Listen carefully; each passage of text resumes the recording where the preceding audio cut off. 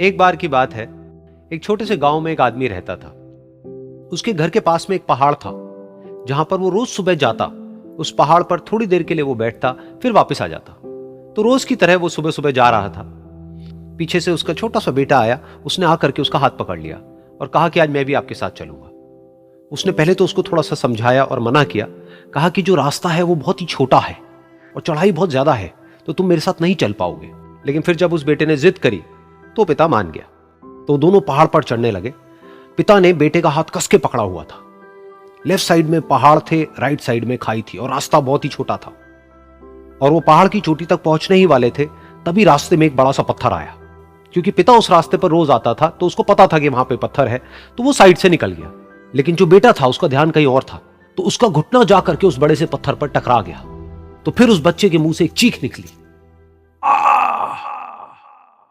और जैसे ही वो चीखा, उसकी आवाज उन पहाड़ों में गूंजने लगी।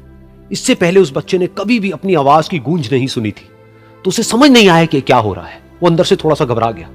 उसे लगा कि शायद कहीं कोई है जो छुप करके उसको देख रहा है और उसका मजाक उड़ा रहा है। फिर उस बच्चे ने बोला, कौन हो तुम? कौन हो तुम? तो जब उस बच्चे ने इस गूंज को सुना, उसे गुस्सा आ गया। उसे लगा कि कौन है ये जो मेरा मजाक उड़ाए चले जा रहा है। फिर उसने गुस्से से कहा, मैं तुम्हें छोड़ूंगा नहीं। और फिर जैसे ही उसने इस गूंज को सुना, वो घबरा गया। उसके पिता समझ गए थे कि क्या हो रहा है। उसने अपने पिता का हाथ कस के पकड़ लिया और उनसे पूछा, कौन है ये जो मुझे इतना तंग कर रहा है? कौन है ये जो मुझे इतना डरा रहा है?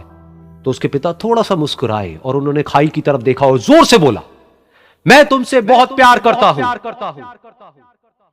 ये सुनकर वो बच्चा हैरान हो गया। उसे समझ नहीं आया कि हो क्या रहा है, कि वही इंसान जो उसका मजाक उड़ा रहा है और उसको तंग कर रहा है, वो उसके पिता को बोल रहा है कि मैं तुमसे बहुत प्यार करता हूं। तो उसके पिता ने अपने बेटे को देखा और वो समझ गए कि उसके मन में क्या चल रहा है। और फिर दोबारा उन्होंने बोला, तुम बहुत अच्छे हो।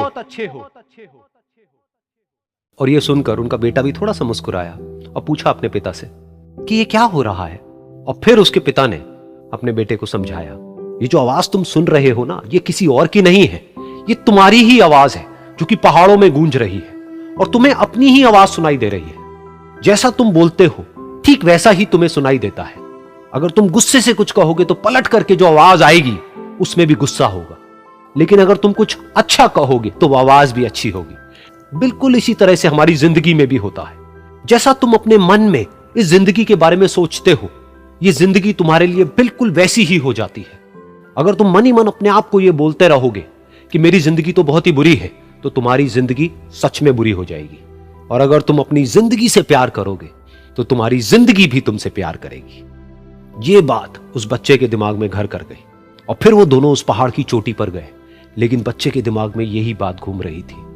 और फिर वो बच्चा खिलखिला के हंसा और उसने अपने दोनों हाथ खोले और अपनी पूरी ताकत से बोला, मैं तुमसे बहुत प्यार करता हूं।